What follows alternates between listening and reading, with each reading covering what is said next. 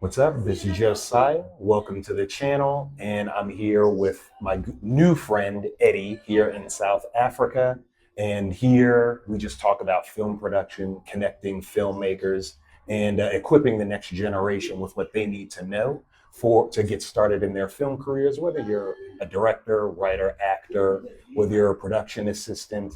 We just want to connect people all around the world in the filmmaking space because we love being able to tell stories and make films. So, Brother Eddie, please introduce yourself. I know I already said your name. Yeah. Please introduce yourself and tell us what you do in film. Yeah. So my name is Eddie Ramohlale, and I'm a screenwriter and film director.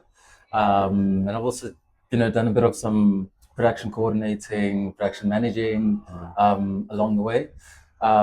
So I'm 26 years old. Okay. So I think, in the film world, I'm fairly young. I'm fairly young. Still finding my way around. An interesting thing that you didn't know about me is that, I've got a film coming up, and it's actually a student film. Okay. Yeah. So, I just recently finished my my film degree. So, Congratulations, man. Yeah. So thank you. And I'm not being rude. Sometimes I'll interrupt you because you'll say something awesome. Yeah. What university? It's up the road. It's not far from me. That's why I said I'm usually around. Okay. Yeah. Okay. Well, what's it called for anyone who's interested? After Johannesburg. Yeah. Okay. It's a film school. Film school in Johannesburg. Yeah. So if you didn't know, yes, they have film schools in Africa. Okay. Yeah. Okay. Yeah. But please continue. So what's your student? So I've got a film coming up. It's called The Last Dance. Okay. It's a crime drama. So it was inspired from something that I actually had gone through. So I had attended film school, 4 years ago, and because it's so expensive, I could only do my year one. Okay. So it's a 3-year course. I could only do my year one, and then so I did my year one, and then I had to leave because of fees. And I only then recently came back last year, and then this year I'm finishing off. And then so there was this gap in between, and that's when I started SA Film Chronicles. So a lot has happened in the past 5-6 years. Yeah. Okay. In fact, that leads us into SA Film Chronicles. So what is it? And when did you found it? Yeah. Okay.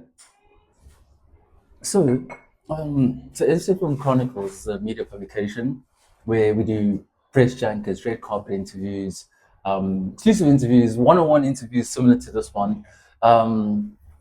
We do a lot of collaborations as well with like Netflix, Showmax. I don't know if you know Showmax. It's like our African streamer. Okay, it's equivalent to like the Netflix and the Prime Videos. Okay. I've also worked at Prime Video as well. So we've done a lot of work. We've done a lot of work with them, interviewing celebrities, film directors, cinematographers, screenwriters, and so it's a media publication, and it's mostly online.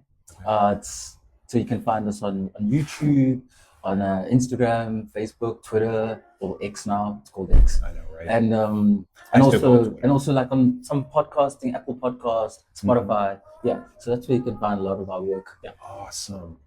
What inspired you to create SA Film Chronicles? Yeah, so that's an interesting question. I think because what really inspired it was when I got kicked out of film school because of not having fees, because it was too expensive. I went home and I was like, well, I need to get into this film industry. There's got to be a way that I can get into this film industry, right? Mm-hmm. And I was like, I'm not just going to sit around and do nothing. Film is my love. I've always wanted to do film. Okay. I'm going to chase my dreams. So I was like, okay, well, what's one of the ways I can get into the film world, in the film industry? I was like, well, I think I can interview pretty well, So I was like, okay, I'm going to interview directors, cinematographers, and actors, all these people. And I think that was just from the love of film, because I'm not just going to sit around at home and do nothing. I'm going to actually interview these people. And when I got to interview them, I realized that actually, like, then I started getting more recognition. Mhm. Then I started being known more. That's when, like, Netflix then, hit me up and be like, we want to work with you. We want to do this and this with you. Then Showmax hit me up. Then DSTV hit me up. So I think that was it. But the inspiration was surely from being kicked out of film school and not having a plan, Okay. and I being desperate to get into the film industry. And so that was like my way of getting into it. So I'm like, I'm going to interview all these people, and then I'm going to ask them to shadow them and be on their sets and learn from them, because I think I'm still fairly young. So it was like kind of like a way of like, how do I learn from these guys? So I'm going to interview like you as a film director. And in our interviews, I get to learn from you. And also on top of that, while I get to learn from you, I get to interact with you on a level that now you know me. Can I come on your sets? Yeah. So I've been on some really cool. I've been on a few Netflix sets. Did some behind the scenes stuff. Yeah. So yeah, I've done a bit of that. That's awesome, man. Like, and this was started 5 years ago, as of today, Yeah. 2025. So it was about 5 years ago. Well, SA Film Chronicles has started in, I'd say, late 2021, beginning of 2022. So that's about Okay. 3 to 4 years 3 ago. to 4, yeah. Yeah. Because I moved to the continent. It'll be 4 years next month, December. Yeah. Yes. So it was yes. about 2021 Yeah. actually. And you actually remind me. This is about you, but you actually remind me. That's in a way where this whole my podcast was called Josiah's Voice. Yes. And I would talk to artists and stuff, and then I started to focus it on filmmakers. Yeah. Focused it even on the Black film experience for a season or two, and I think it started 2021, 2022. Yeah. When we were all on lockdown. So similar time, right? It was just so that's I was like, just after COVID, yeah. I was like, did he say 2021? That's Yeah. when, because I had just wrapped the show or something, and then we was all kind of, Mother Nature put us on punishment, so to speak, on restriction, sitting at home. Yeah. And I can be a bit impatient as a writer, admittedly. You probably know something about that. And so, but I didn't want to give up. I was like, not to make it so dramatic when I say give up, rather I wanted to have an output. I was like, well, what can I put out? Because I feel like writing takes so long with my limited idea of writing platforms and wanting, I kind of wanted some instant gratification in a sense, but at the same time, I wanted to see the thing out there. Yeah. And everyone doesn't like to read. Yeah. And so that's where the podcast came from, where I was like, okay, I'll just speak into my microphone, into my phone, into my camera or whatever. And I'll put it on YouTube, or I'll put it on Spotify, Anchor, whatever. And I'm sorry, I got a little lost, but the idea was just to be able to have the output out. Yes. And it just reminded me of how you were like, well, you're not in school right now. Yeah. How can I create? And how can I get it out? What can I do? I'm not just going to sit around at home and do nothing.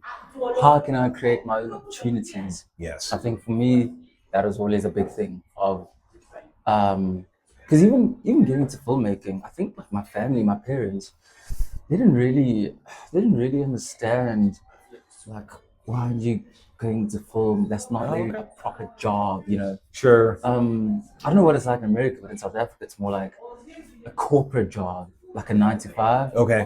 That's a proper job. That's being like a lawyer, banking. Doctor, accountant, bankers, teacher. That's a proper job. Right. If you're in the arts, filmmaking, acting, that's not really considered a proper job, Gotcha. And I think it's because maybe it's a stigma of the industry, or I think maybe as Africans, as Black Africans, our parents were never really exposed to the arts being like a career, like something like photography. They would take it as a hobby, but I didn't think that they would understand that it's actually also photography can be a career as well. It can, for sure. Videography as well, Yeah. So I think it's that, but I think it's a generational thing. I think maybe with generations advancing, technology advancing, with AI, I think we're unlocking more jobs that you wouldn't have been considered real jobs in the past 40 years, 30 years, So, yeah. And I guess it's also maybe understandable instability of being in the arts. It's like that's pretty entrepreneurial when you're doing, modeling, photography, video. In a way, it's almost like glamorous gig work, kind of, because in some of those areas of film and stuff, sometimes you don't have to have gone to school. You and I went to school for film, but in other respects, people like I always forget. I think Spike Lee did go to school, and he is a professor now in New York. Well, I guess Quentin Tarantino did not go to film school. He's like film royalty worldwide at this point. There are some others that I'm thinking of. I can see their face, but to that point, it's very, the proof was in the pudding. Basically, Tarantino showed his passion, technical skill, and all of that for film. 100%. I think he goes on record as saying like the video store was his film school, essentially, having worked at one. And there's nothing wrong with that. No, and actually, that's what I actually also learned about being in a film school, is that you don't necessarily have to go to film school to be a filmmaker. I mean, we have platforms like YouTube, and there's so many online platforms where you can learn about the arts of filmmaking that I really don't think that. Look, if you can afford to go to a film school, great, do it. It'll be great for you. But if you can't, it's not the end of the world. Not at all. Like you mentioned, Tarantino didn't necessarily go to film school. There's a lot of filmmakers out there that didn't go to film school and have made incredible films and have learned from YouTube, have learned from being interns on, production sets. And I think that's actually the best place to learn on film set about films, about filmmaking, is on an actual film set. Because I think some film schools, maybe it's not as practical, it's more like theory. But I think that the line of work that we do, besides maybe screenwriting, maybe it's a lot of theory, but the line of work that we do, it's a lot of practical things, like especially if you want to go into like a film crew roles, or your business plan, your film budget, permits, so like you need to know those things. It's a lot of practical things, a lot of practicing things. Not as much, you need not as much textbook stuff, but more practical work. That's hands-on. Because you mentioned Ava DuVernay earlier. To my recollection, I don't think she went to film school.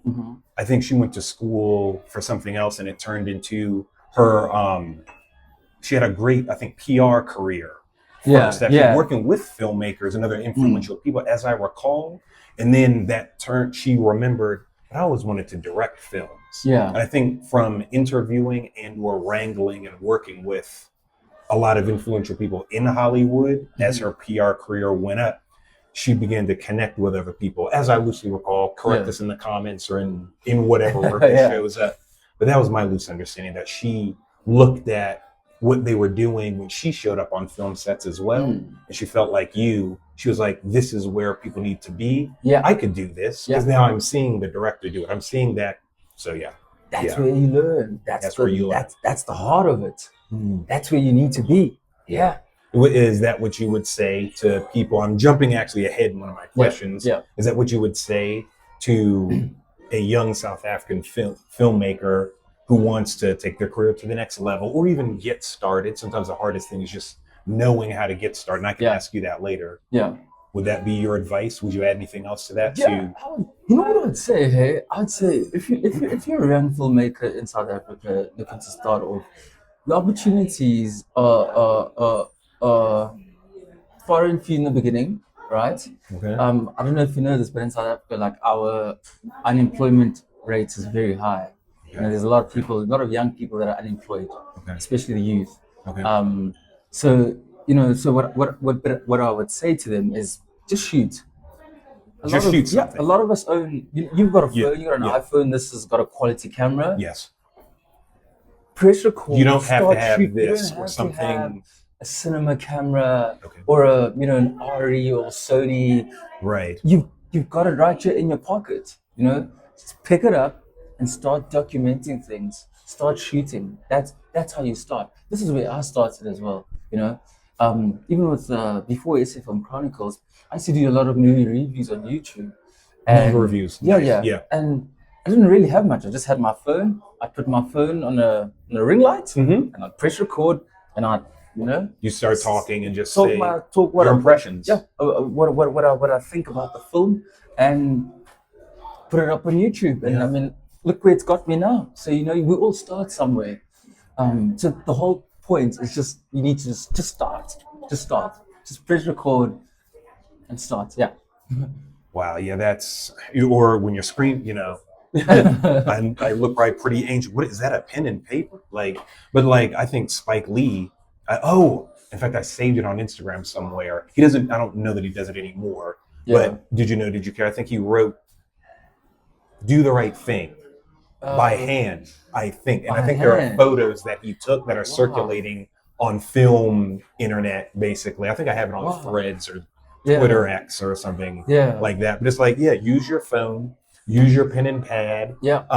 Having said that, there are some softwares and things that are kind of inexpensive or whatever. Like YouTube is free. Yeah, YouTube is free. Yeah. I don't know what Vimeo is free.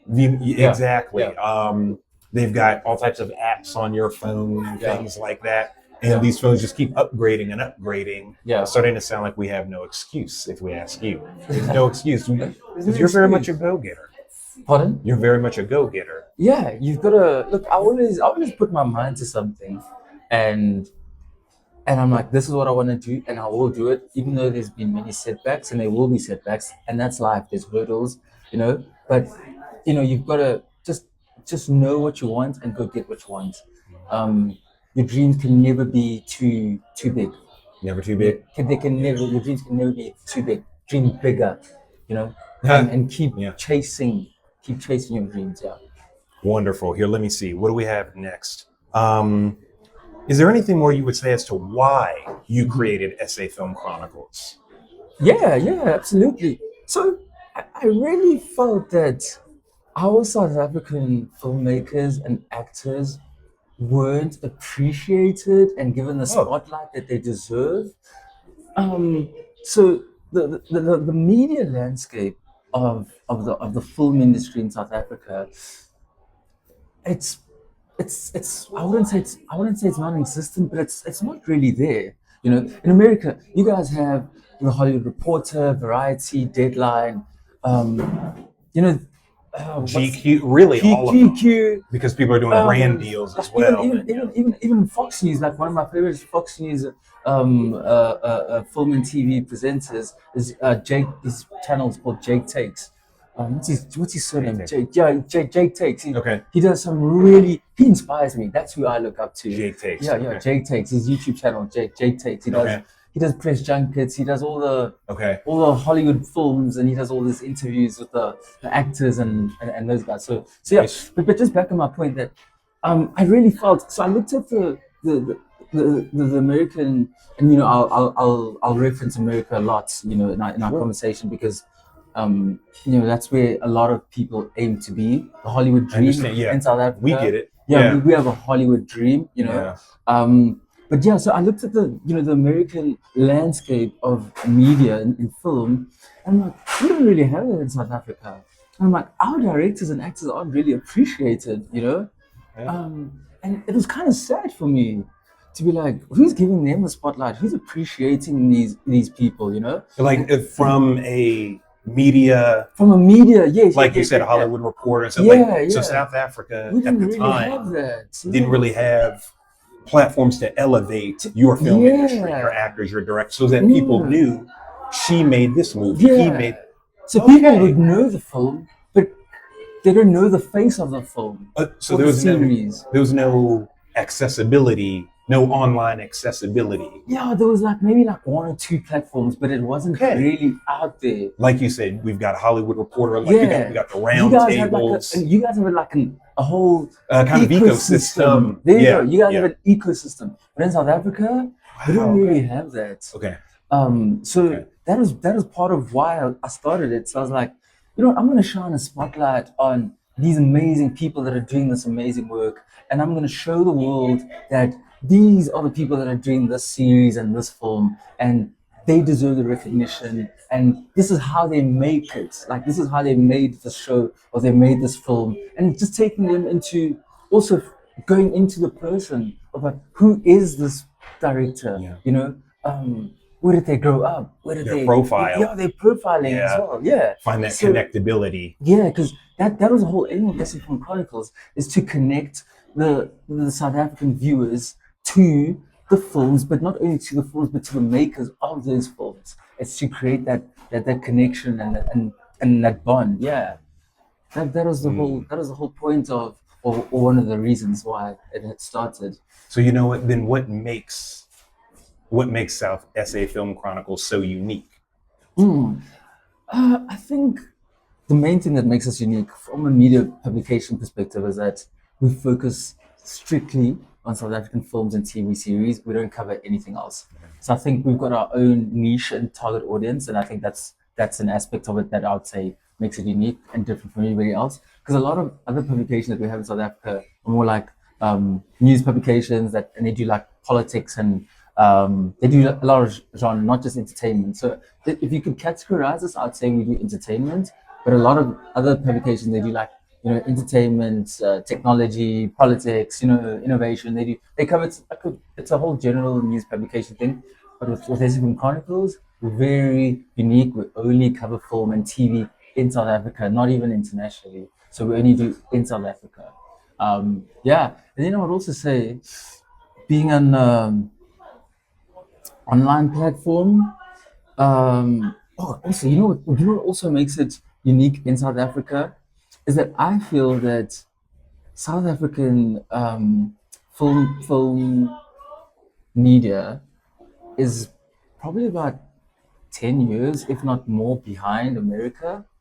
Okay. Yeah, we are very much behind. Like, I'll give you an example. So, press junket is the thing in terms of media press. When a film's coming out in America, press junkets, yeah. like that's the thing, you know.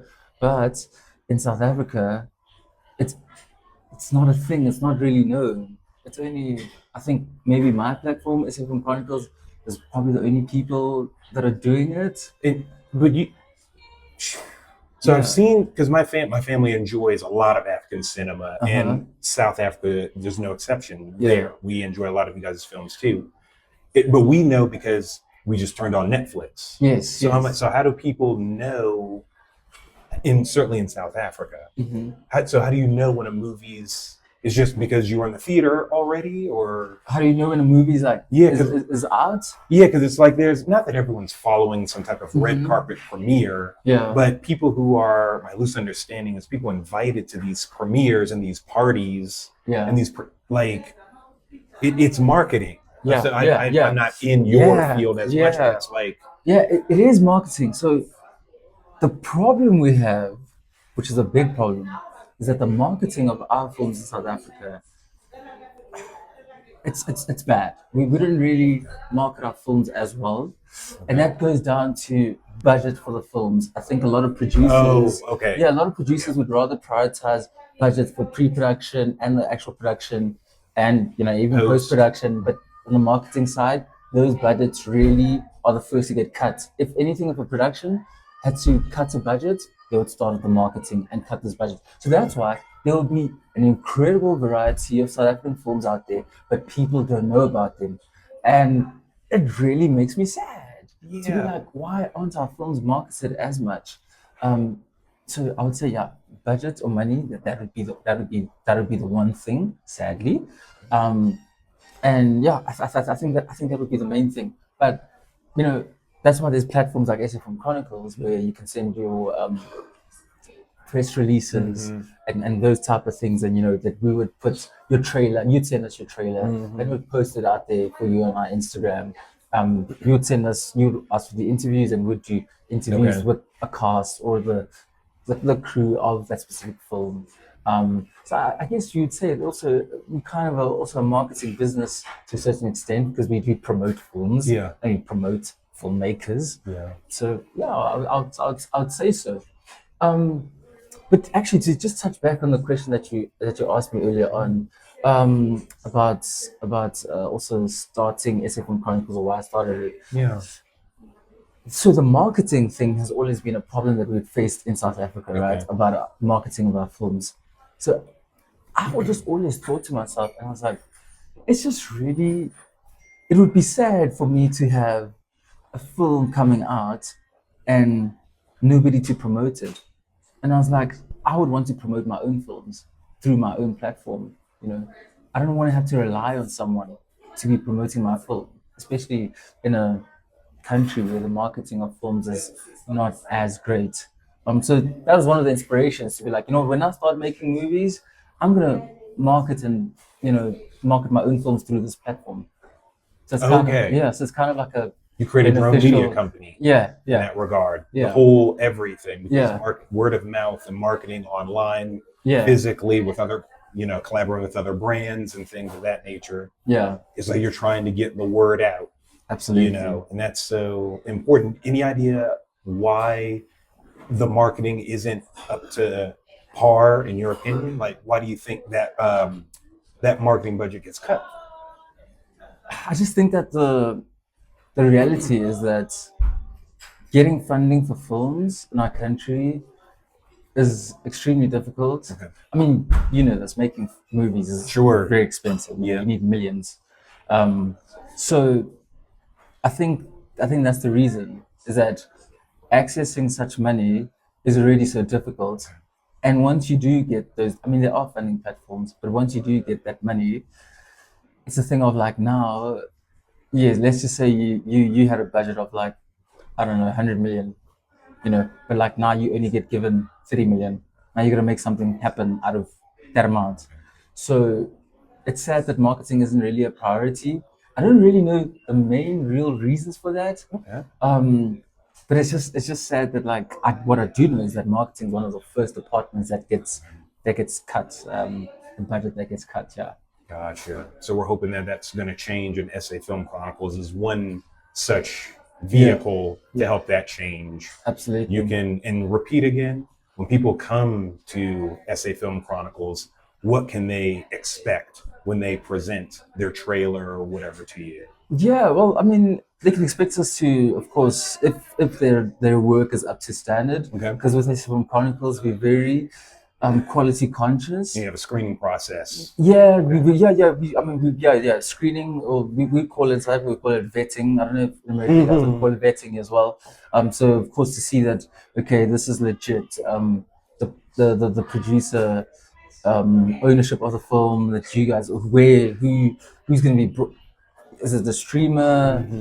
Is it a broadcaster? We do that whole vetting process because we also want to end up in a situation where we're posting work and then there's backlash later on, to be like, oh no, this work was not supposed to be published, or so forth. So yeah, I think so. We're probably at the end process of everything. Once the film is approved by the Film and Publication Board, then of course producers would send their films to us, or their trailers and their press releases, and then of course we would post that, because now it's been proved that you can post that. So yeah, that's how I put it. Yeah. Awesome. Yeah. Things aren't perfect in America either, but it's like there are a lot of other platforms to enjoy in the Hollywood ecosystem. Yeah. Maybe grants, because you're talking about financing. Grants, fellowships, trainings. Someone's got a new production company cropping up every day. Boutique production company, you name it. I'm just like, we have it really well over there, and I'm grateful for what's over there. I'm grateful for seeing what people like yourself are building all over the place. I haven't seen her films yet, but there's a lady named Ruth Kadiri, I think. She's Nigerian. I think she's made a huge splash, like many African filmmakers, on YouTube. For making, I don't know, does she make a film a month or every other month or something like that? I haven't seen them yet. But she's got an incredible following. And that's just things like that I hear are just very inspirational, of people having that go-getter attitude that you're talking about, of like, well, I'll use what I have. I use these tools, my network, my whatever, to get the art out there. And that's the whole point. Just get it out there. Shoot it, get it out there. Yeah. So yeah, I think that's what we YouTube, free platform. Vimeo, that's a free platform as well. There's nothing wrong with shooting your film, editing it, and putting it out there on YouTube. I don't think people should be waiting for a broadcaster or a streamer I think technology now, we're at that level where you can just put your work out there. You don't need a distributor necessarily to It's be, like YouTube is the you know, distributor now, yeah. I or mean, it's your Substack, own. or It's our own. Yeah, it's our own distributor. So utilize those platforms. I would say, I yeah. think what's his name? I think I heard Dame Dash say something like that. We need to control the distribution. Oh, thank you so much, Auntie. Thank you. I'll give it a few minutes. I think he just started a network. I'm not going to say the name because I can't remember what it is, but he was saying what you were saying, is that we can't be waiting. And he's Dame Dash, this big deal mogul and producer and influencer. Yeah. Before influencer was even a thing. Yeah. And he's even saying that in this day and age, Yeah. he's like, no, we still have to control our own distribution to distribute it to the masses. Yeah. Like, it's not just a term it's not just some sexy film Absolutely. term. Yeah. There's actual application that we may not all understand, but you are trying to reach your audience. Yes. That's very important. Yeah. What's, in your opinion, the best quality of a film reporter? I don't know if I'm using that term correctly. Please correct me. But what you have done, the clips and videos that I've seen, you've done a lot of film coverage. Yes. Maybe that's the term. Yes. What's the best quality a newbie can have when they watch this or read this and they hear from Eddie? Like, what would you advise them? I would say be ambitious. Never feel that you do not belong in a certain place, because there's a reason why you are in that space. So for me, starting off, being young, I'd say as a young journalist, if I can put it that way, it was a thing of like, oh my goodness, I'm interviewing these big stars. Yeah. And and it is intimidating, and then sometimes you do get a bit of self-doubt. But I think for me, there's also a thing of like, Ed, I've always tell myself, Ed, you're here for a reason, God has placed you here for a reason. This is your purpose and you're serving your purpose. So never feel that you are too small to be in a certain place. So I'd also say take up space as well, be a go-getter. That's how I put it. Yeah. Awesome. Off the top of your head, are there like 3 local talent that you've interviewed that, like, would you name drop for a second because there are people who are also like, I've never heard of Eddie or SA Film Chronicles, and they live here. Yeah. Who are some people you've interviewed, and what projects have you covered? I've done a lot. I've done a lot. But I think from the top of my mind, one of the highest profile, if I can put it, of people I've interviewed is Connie Ferguson. So she's the owner and founder of Ferguson Films, and she's also an actress as well, iconic actress. She's probably one of South Africa's greatest. Okay. One of them. Really? Yeah. Congratulations. She's done a lot of telenovelas, TV series. She's done films as well. So I've interviewed her, I think, twice. So she's got a Netflix series called Kings of Joburg. Okay. Yeah, it's in my watch list. Yeah, Kings of Joburg. So that's her. You need to check it out. Which is also directed by an American called Samad Davis. Samad Davis. Yeah, so Samad. Okay, I'll look him up. Yeah, he's the director of Kings of Joburg. Okay. He's an American. He's the director, showrunner. I think he's also a co-producer. Okay. Of it. Yeah, and then also Connie Ferguson's also done a film called Heart of the Hunter, also on Netflix. Okay. Yeah. So Connie Ferguson, actress. Who else? I've done a lot of. Oh, so there's a guy. Not a guy. He's a thespian rather. His name was Lemokhan Tsipa, and he is the lead in the TV series Shaga Ilembe. That's like our coming of age story about Shaga Zulu. I think you've heard of. Have you heard the show of Shaga Zulu? So we have a TV series in South Africa called Shaga Ilembe.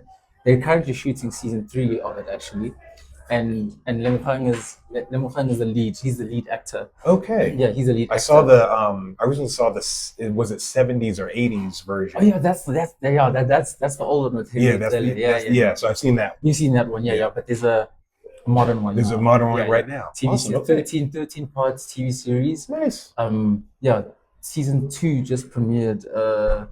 It just finished probably in October. It was Okay. premiered August, September, October. Okay. It's like a weekly rollout. Okay. 13 episodes as well, and then now they're currently shooting season 3.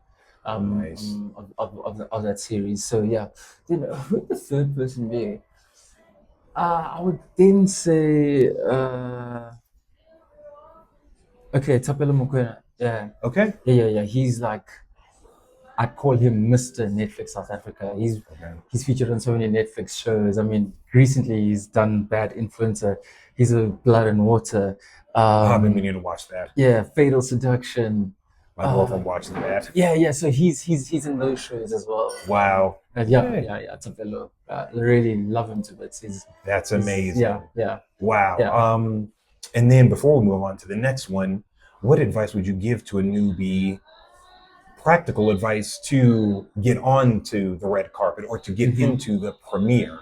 Yeah. Like maybe it's credentials or something like that. Yeah. I mean, I'll speak from like how I did it. It honestly just started off with just emailing people, emailing producers, broadcasters, whatever it can be, just to be like, hey, I see your movie's coming up. Can I interview your cast, or do you have a premiere? Yeah. Do you have a red carpet? Can I be on that? And then so you start building those relationships from that, because what will happen is you'll attend like one premiere, and people get interviewed by you, and a lot of actors and a lot of people that are on the red carpet will end up remembering you, maybe, so they'll be like, who's that guy? Like, oh, you did such a beautiful interview, and we saw it on YouTube.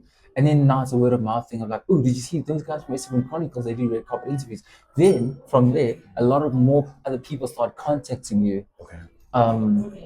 So I would just say, like, just reach out. So I was fortunate, actually, for me, when I started doing red carpets, was that the head of publicity for Sub-Saharan Africa from Netflix, she DM'd me. She sent me a DM.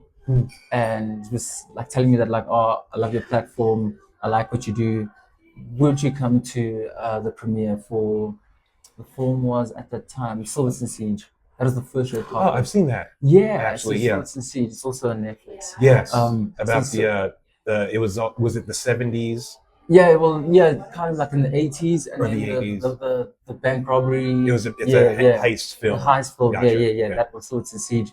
So that was the first red carpet I actually ever did, and it was like, I was like, wow, Netflix has hit me up to do a red carpet for this, and it was kind of overwhelming. It was like wow, I was shocked. Like, how did they find me? I still don't know even today. Like, how did Netflix find me? I don't know. I was like, how did Netflix find me? But I think it's also because being consistent, I was always posting work out there on YouTube, on Instagram. So I think, maybe they found me through the algorithm. Yeah. You just never know. It's a different ecosystem than word of mouth in, say, Hollywood or something, where I'm not so sure that your story is what's happening with a lot of people. I could be wrong, but we were talking about ecosystem earlier. Yeah. It's just a different one over there. Whereas there's a vacuum here, it sounds like, that's playing to your advantage and the advantage of others like you who want to get the word out. You guys need to know about this film, this actor, this director, studio, etc.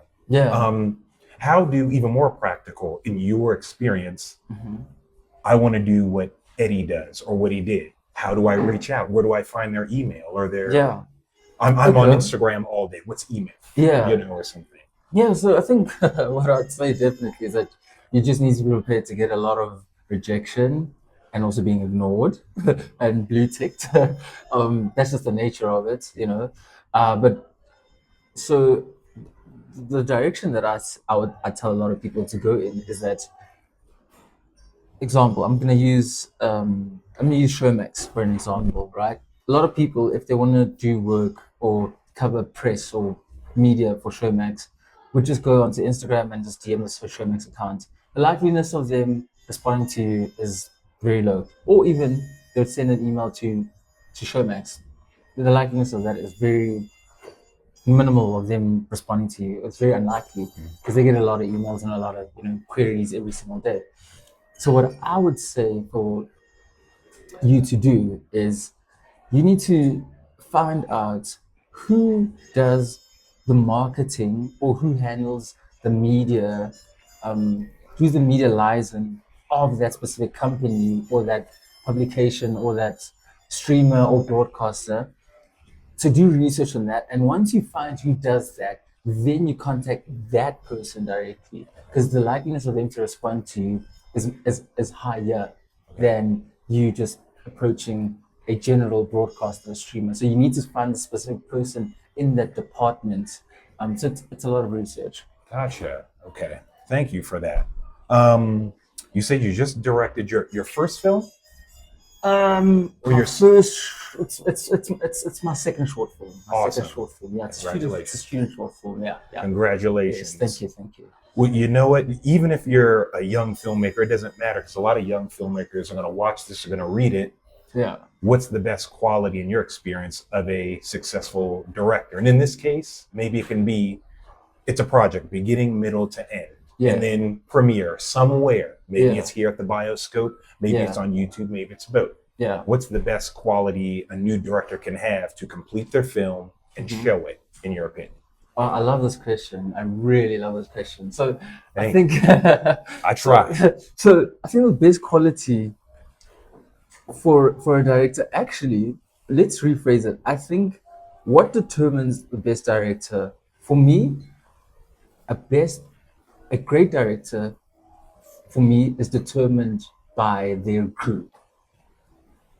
And the reason I say that the best director is determined by their crew is that you need, as a director, as best of a crew to create the vision that you have, because you as the director or the writer, you are the film, you have the vision for this film, but you need people around you to create it, right? Because I can have the vision for it, but I'm not the editor, I'm not the cinematographer, I can't shoot this film for you, I can't edit this film for you, I can't color grade it for you, but I can give you references, and I can't do the musical score for this film for you, but I can give you references and tell you my vision and show you what I need you to do. But the crew, you guys are, each crew role, you are the expert in your field.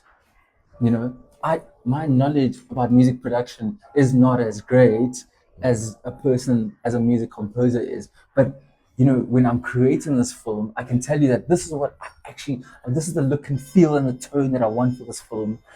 But you as a music person, you're gonna go and give me that from a music perspective. You as an editor, you're gonna go edit it from that perspective. So that's what I'd say. Pre-production is very important. Actually, even before pre-production, research and development are so key and are so big.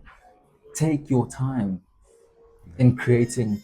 Writing, screenwriting is like, a good story needs time, whether it's 5 years, 3 years, just take your time, be patient. That's how you create an amazing script, an amazing story. Patience. You need to go through plenty of drafts, whether it's 15, 20 drafts before you actually start shooting your film. That's what I believe in. That the first draft that you write of that story is not the final one. Even the first, second, third, that's not that. You need to, have multiple drafts. Have somebody else read your script, and give advice on what you can change. We have a person, just a regular film lover, to just read the script, Give some understand feedback. give some feedback, understand their perspective, and so that's what I would say. Then, as a director, I think partnering yourself with a good producer is so essential. I think for me, having a producer that is able to get the best crew possible. Because as a director, I mean, I've got the script and this is my vision, and then I give that, say, my producer, what is the budget we're working with? Can you organize or bring together a crew that's as best for what my vision is and the story that I'm trying to create? So I think that working relationship with your producer, you need to be so close, Gotta and be in then sync. yeah, you got to be in sync. You got to be in sync, and your producer's really got to go out there and find you the best of people, and as best of budgets to accommodate that. And I think also, when it comes to in production, I'd say like having that well, pre-production is also very important. Planning, plan every plan. I can't emphasize this, like plan as much as you can. Then when it comes to in production, I think having a working environment that's not only just a safe space, but having everybody that's in sync, having a crew that's willing to fight for the film. I can't emphasize that. I can't emphasize that more. Having people that are willing to fight for this film, because there are times, in a film production where doubt kicks in, and also with the film, it's a collaborative effort. It's not just made by one person. 100%. Yeah, it's all of us that are making this film. So I'd say like having that space where people that are willing to collaborate, and even the same thing with post production. I think with post production, it's even more. How can I put it? It's even more essential, because I think your Post production. yeah, post production, like editing, color grading, music Sound. production, sound, ADR. So, yeah, ADR and all that. Because I think that post production for me, or I'll say editing in this aspect, is the final rewrite of the script. You can literally rewrite the script in editing, because because of course, yes, we shoot according to the script, but I think once we have all that footage, the way you edit it can tell the narrative differently. That's right. So I think that's also like having a post production team that's so strong, and also understanding as a director that this film is going to be in the different hands of people at different times, and trusting the team is also so essential. Then when it comes to distribution and marketing, it goes back to having a good producer that can find you as best of distribution deals and getting your film onto as many festivals, as many whether it's streaming broadcasters. So I think that whole process. I think I try to break it down a bit. You did. You did a great job, I think. I try to break it down from development till distribution. Yeah. I've tried to break it down. Yeah. And you know what? If I were to summarize it, I guess I'd repeat something you said about collaboration. It's not just one person. It's not just the director or the writer or the actor. As you said, you got to have people in sync who will fight for the film and all of their respects 100%. to make sure that it gets out to the masses. Yeah, that's beautiful. Yeah. We sort of touched on it. Certainly for me, is there anything, and this had to do with the marketing not being as robust as you think it should be in South Africa? That was a surprising thing for me because I just didn't know. Yeah. And for some of the readers and viewers watching and reading, it might be surprising for them. Is there anything more you would touch on either with that, or is there another surprising thing in general that people might be like, wow, that's going on from the production side of South Africa? It could be something very small, could be something that you think is a big deal that you hope will change. Could be something small or great that you're like, you'll enjoy this if you come do film production in South Africa. One surprising thing about production in South Africa, in your opinion. Okay. I know I'm trying not to be controversial on this, because it is a very controversial topic. But I think one surprising thing about film productions in South Africa is that our actors don't get royalties for their work. They don't get royalties for their work. So, and this has been an ongoing thing for many years. So there's a Copyright Amendment Act bill in which our president and Minister of Sports and Arts and Culture are, I don't want to say refusing to sign, but they just clearly just have no interest in signing this. And the importance of that is that would give our actors, or they would be able to get royalties for their work. So, for instance, I'll give you an example. Let's just say I, as Eddie, as an actor, I act on this TV series. Yeah. We shoot. I get paid for that shoot, and then the series gets distributed. It's on Netflix or any whatever platform, SABC, DSTV, and then I've been paid for that, and then that's done. But now the issue is that when that film or series or or show goes on a rerun, the broadcasters are getting paid for that. There's advertising that's getting paid for that show to have a rerun. But I, as an artist, I'm not going to get paid for that. I think this happened, or something similar, the writer's strike in Hollywood of 2023, 2024, yes. where it was, especially with the advent of streaming. There are people and colleagues I know who were able to describe it better than me. And it was just a little bit ago, and I'm a little bit removed because I live abroad now.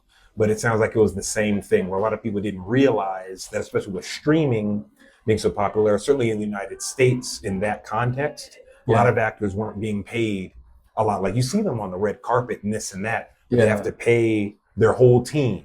People accept an award and they'll say, I want to thank my team. A lot of people, the layman, didn't know what that means. That's publicist, that's manager, that's agent, and on and on and on. But I said all of that to say it sounds like exactly, if not similar to what happened in Hollywood just a couple years ago, with people wanting provisions to be made and revisions of contracts to be looked at. So is that actors and writers, at the time it was definitely writers, could get their royalties. Yeah. So that's happening here in its own way. Yeah, like our actors. That is surprising. Actually, even production crews as well. Even production crews? Yeah. Most of them, like majority of production crews and our actors, they don't get royalties, which is very sad. Yeah. And it's been a fight. I mean, there's a gentleman called Jack Devnarayan. I think if you could have a chat with him about this topic, because he's got more knowledge and understanding of this. Of course, it's his field. There's been a lot of strikes about this. And they're trying to get this bill signed, but it just doesn't seem it's going to be happening anytime soon. But I pray and hope, maybe we can see change in a few months, maybe even a year's time. But because it's very sad. Because it's sad to go on social media and to see an actor did a show, say 20 years ago, and the show is going on a rerun on TV, but the person is like, they're kind of broke, they don't have any money, or some of them like pass away, but then their families, how their family's going to be taken care of. But every evening they're watching their mom on TV, and that show, of course, has been paid for. This advertising slot has been paid for in that slot, but their families are not getting their percentage of royalties from that show. I just think that's just really sad.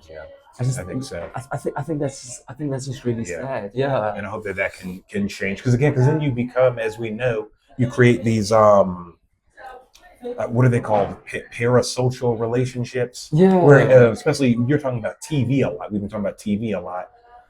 They're in your living room, essentially, like every night or every week. Yeah. And so it kind of feels like you know them, and so it feels like you may even be sharing your family member who's an actor or director. Exactly. You're sharing them with the world. But they're not getting their just due. Yeah. I see. And actually, I like we're going with this conversation, because this actually brings it to the next thing about, like, you're saying TV as if they're like the living room. But it's also, so one thing that's interesting is that in South Africa, our TV, in our film, we don't have a big film industry. Say again? That's another surprising thing. Our film industry is not as big as our TV industry. Really? Why is that? Yeah. So I've got a theory about this, and that is because our people are more exposed. Okay, firstly, we don't make as many films in our country. In a year in South Africa, we probably make less than 20 films. In the In a whole calendar year. country. Yeah, in the whole country. In a calendar year, Okay. we probably make less than 20 films, right? In Hollywood, you guys make like 500, if not more. And the next thing I was gonna get into was like studios. How many Yes. films does Marvel Studios make? How many does Paramount make? How many Yes. does Lionsgate? Yes. Yeah. So that's another thing, surprising thing I was going to tell you about is that we don't have studios. But I'll touch on this after this point. Okay. So because we don't make as many films, our people are more exposed to TV series and telenovelas. So I think telenovelas will be something like a Fresh Prince of Bel-Air. Yeah, or soap opera as well, soapy, maybe. There we go to soapy. There Okay, we go, that's what okay. it's called. Well, we call it telenovela soapy.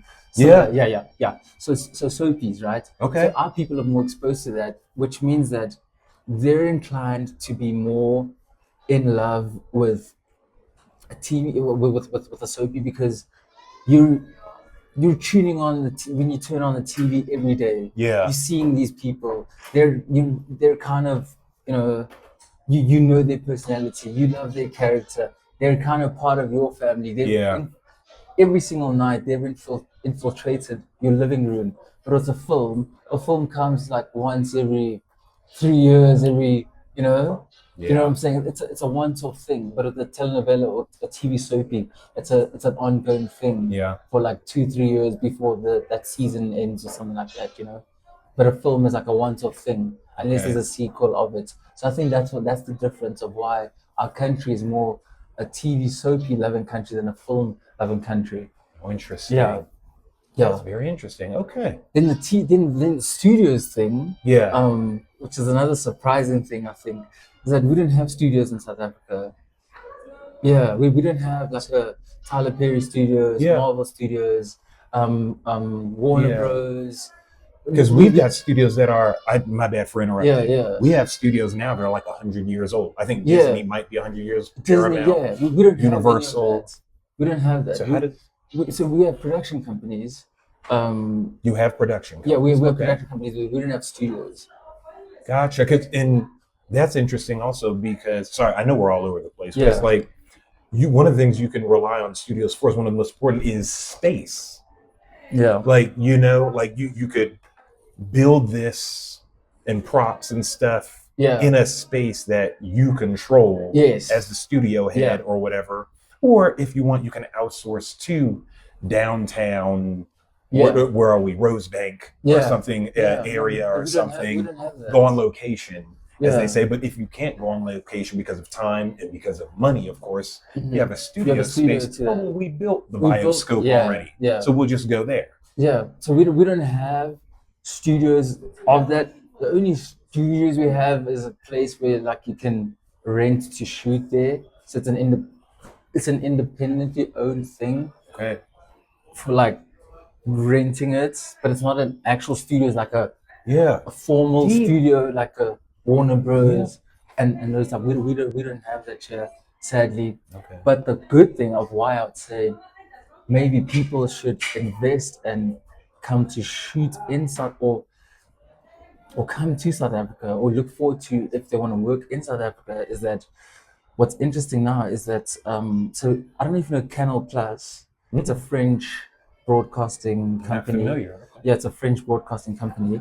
They're based in France. So they've just acquired shares of MultiChoice, which is one of our biggest TV broadcasting company in South Africa. It's actually probably besides the national broadcaster, the SABC, they're like maybe the biggest private broadcaster. So who can I compare MultiChoice to? They're cable TV. It's a cable TV. Okay. Yeah, it's cable. It's like satellite TV. That's what it is. Satellite TV. And they do trainings and things, I think, isn't that right? Or make access available for the next generation. Yeah, they've got that, the MultiChoice Talent Factory. That's what I'm thinking. Yeah. Shout out to Justin Davis. He's a American cinematographer I got to talk to, and he's been doing a lot of work with MultiChoice Talent Factory. Yeah. So they do that. So MultiChoice now has been acquired by Canal Plus, and Canal Plus one of their plans is to bring in studios into South Africa. So I think we're going to see a change in the filmmaking and the film production landscape of how films are created in South Africa when the studios come in through Yeah. Canal Plus.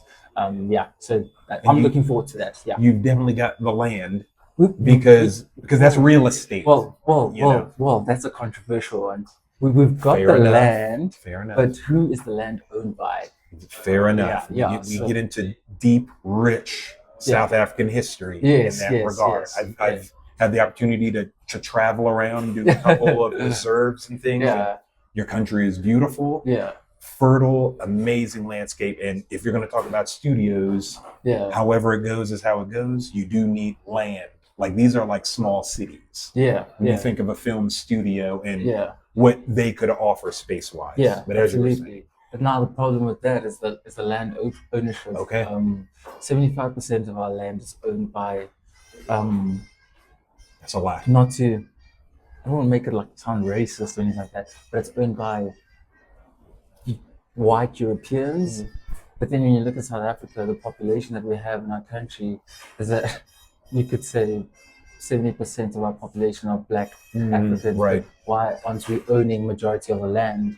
Why is the land owned by the minority? By the minority. So that's why the whole land issue is a big debate, even in politics. In But I don't want complex. to make it a political conversation. But it's yeah. complex. Yeah, yeah. If you, again, watching, reading, you may not be aware of the complex history of South Africa. And so it's just something to watch as Yeah. developments and advancents in the film industry Yeah. are made. Yeah. So that's what I took away from that. Yeah. Okay. Yeah. A A lot of surprising things. lot. How about culture? What's one surprising thing about cinema culture? You kind of touched on it there too. Yeah. In that, for example, South Africa produces more television shows than say film. Yeah. Whereas in Hollywood, it's kind of even. It's more balanced for you guys, It's- but here it's like 90%, 10%, or 90 or 80%, 20%. There's a big difference That's in interesting. a calendar year. Yeah. In a calendar year. Wow. So that was that. You know, that was a pretty surprising thing right there. Yeah. How you threw that in. This has been really, really good. Let me see. What's one? If you're a new South African filmmaker, what do you need to know in general before you start your career? You may again have already touched on some things that were also mindset heavy, which was good. You talked about ambition earlier. Is there anything else mindset wise or practical, like perhaps networking or education or location that comes to mind for you? That you think would help? I think we'll break it down. Let's break it down into I'll start with location, education, networking. So with location, most of the filming cities where filmmaking happens, because I don't think filmmaking is as broad as in America. I think in America you guys probably have more states that accommodates filmmaking. Yeah. But in South Africa, it's literally your top three main states, which is Western Cape, which is where Cape Town is, and then there's KwaZulu-Natal, which is where Durban is. That's also one of our big cities. And then of course Gauteng, where Joburg is, where we are now. Okay. So I would say you would need to find yourself or place yourself in one of those states, because that's where most of the opportunities are, because most of the film productions happen in those states. In those three. Not that they don't happen in other states, but the base of of film productions and broadcasters are in those three states that I've just mentioned. Just good to know. So I say location, that's where you need to find yourself in. That's where the opportunities are. When it comes to education, I mean, we touched on that earlier on, you don't necessarily need to go to film school, but I think having a qualification does boost your resume. Yeah, It does boost your resume. I'd also say, with the education thing, also build yourself, like build a show reel. Have a show reel, because I think when you're approaching someone for a job, yes, having a resume and them to read of what you've done and your qualifications is all nice, but I think we're in the art of filmmaking, and filmmaking it's a visual medium, so where we show more than document, more than theory, So I'd say have a show reel that then the people that you're applying for a job for, the production companies, they actually get to see physically the work that you've done before. So that's what I'll touch on. Then what is it? So we said location, education. What was the last one? Sorry, that's the No, it's okay. You said location, education, maybe networking. networking. Yes, yes. Networking is so important. I think it's one of the most important things, especially Right there with you. networking, recommendations, word of mouth in the industry that we're in is so important. In our country, people actually get jobs from recommending. So like Josiah would be like, "Oh yeah, Eddie's a very good director. Check him out." Yeah. Then the producer would be like, "Okay, like let me check out, Eddie." And you would have met Eddie at a conference or some function, and had a conversation with him, and Yeah. now you've networked with Eddie, and then somebody else that needs something, a producer or somebody, a writer, and then how to network these people Yeah. together. So that's what I say. So putting yourself out there, number one, is part of networking. So putting your work out there, is so important. I there's no such thing as a bad film. There's no such thing as a bad film. There's only such thing as a bad film to somebody's perspective. Sure. Everyone's got a different taste. Exactly. Sure. So you might think that Avengers is a bad film, but I might think that it's a very good film. Yeah. You might think that Black Panther is a good film, and I might think it's a bad film. It's all about perspectives. Yeah. Similar with film directing. It's all about perspectives. If you could get a brief about like how do we direct the scene? Sorry, I use my hands a lot when I'm Oh, of course you talking do. about, Yeah. because this is No, the you're a frame. I director. don't know if you look at it like this is the frame of yeah. So that's Yeah. like I use it. So you could get a brief about like, oh, this scene, okay, we're at a bar, Mhm. and a girl walks in, she Mhm. orders something, and then her card declines, and then she panics, something like that. Yeah. Then we could, it's a perspective.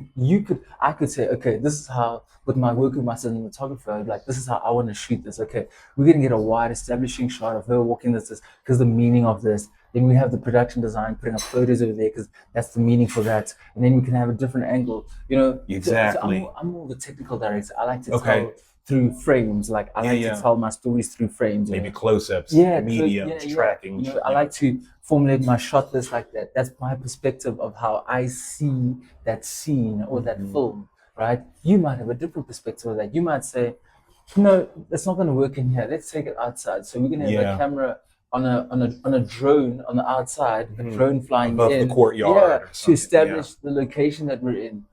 So that's something filmmaking, and it's all about perspectives. Yeah. So put your work out there, and just bring it back. Put your work out there. There's no such thing as a bad film, right? There's only a bad film according to people's perspectives. So yeah. Wow. Woo.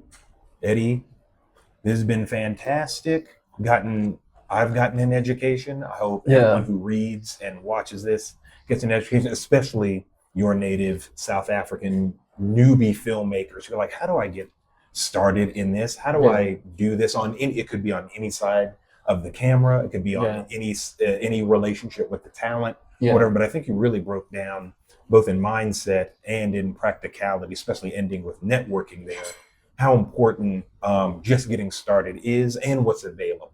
Yeah. And it really sounds like there's a lot more that you can do beyond the traditional. The traditional is there. We talked about film school earlier, but I really love your go-getter attitude, brother. And I think that's great that you've built up so much. Guys, you should really check out SA Film Chronicles. I'm going to link everything so that you can follow Eddie and follow the adventures, the chronicles of SA Film Chronicles. Because we only got to touch on it a little bit, but you have a lot of content out, a lot of film coverage out, a lot of back and forths with actor. There are a few things I've seen of you with actors. I think you've been talking with screenwriters and Office Space, like really breaking down at least one. I know I've seen something of you and some other talent sitting and talking about what made this script strong or this performance or the marketing or whatever, just practical things. We break down into the meat of it, because and for me it was always the thing of like, I want when audience, my audience is the most important thing for me. Talk about that. All the content I create is it's for my audience. my audience are my bosses. You know, my audience, those are my bosses. Those are who the people I listen to, because that's the content I make it for them. Okay. Right? So I think with the before I'm losing my train of thought, I was speaking something about audience. They're your bosses. You're prioritizing your audience. Yes. So in terms of with the audience, when an audience is watching a film, so we could be watching any film, right? And you see an action happening in the film or something about the script or the story that you quite can't understand. So that's how I approach my interviews with the screenwriters, all those actors, to ask them questions that I feel audience members that don't have access to them would probably want to ask, because I've got the access. So I want to be the voice of the audience. When I'm asking the actors those questions, they can give me that feedback, and therefore I put up on my platform.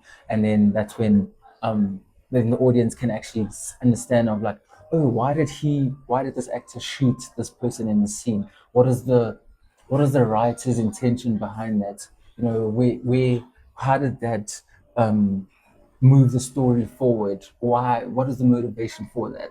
So when I sit with these people, I get to have those conversations and actually break down the meat of the story, and kind of challenge their decision making of why did you choose to make that decision, because we can see the decision of in the film or the series or whatever it is, but having the understanding of what motivated the director, the writer to make that decision. I think that's even more essential and more important, to know what's motivated that decision or that action. That's awesome.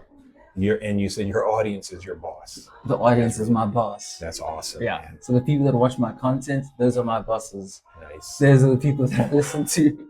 Awesome. Those are the people that are, of course, paying for some of the content that I do.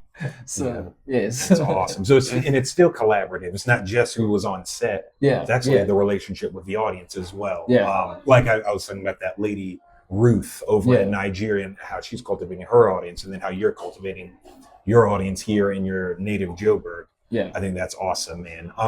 Again, I'm going to put all the information so you can follow Eddie in the SA Film Chronicles. But as we close, where will people find you though?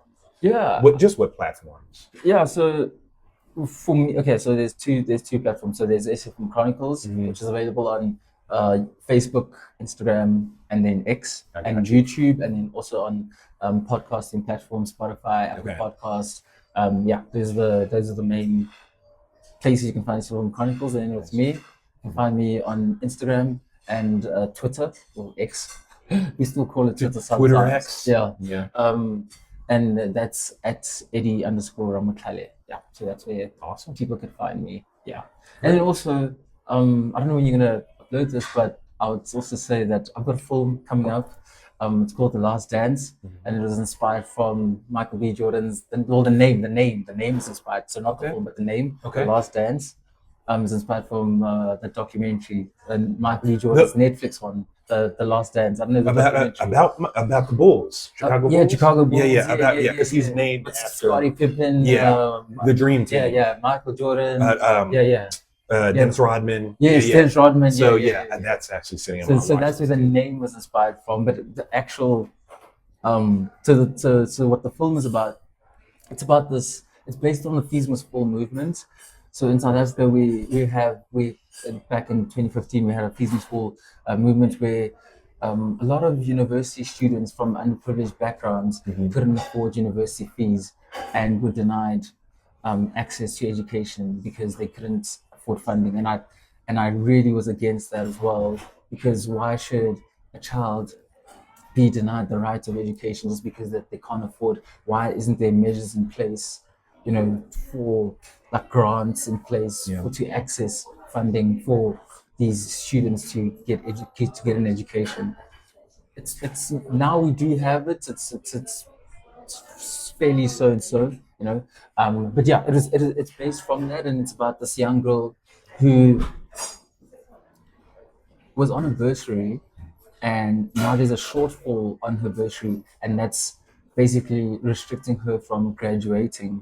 And now she has to basically go out there and do go into the life of crime and do robberies with her friends To raise money. to raise money So she so can go that back she to can school. go back to school. Yeah, That's and then I don't want to.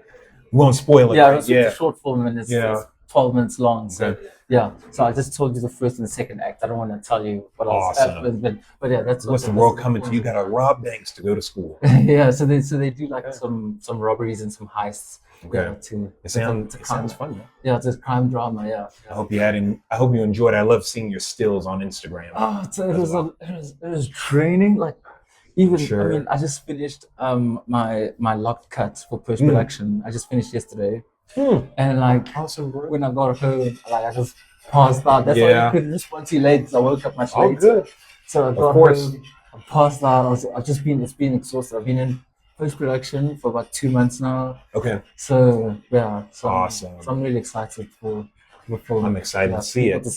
I'm excited to see it. And like I said, I'll post all of Eddie's links so that when he makes it available, you'll know where you can find it, whether here in Johannesburg or also online. He makes that available. So, Eddie, this has been great. Thank you so much. You're welcome. Appreciate you. Thank you, man. Pleasure to meet you. Yes. And I hope you guys enjoyed this and learned a lot. Yeah. And we'll see you on the next one. Peace out.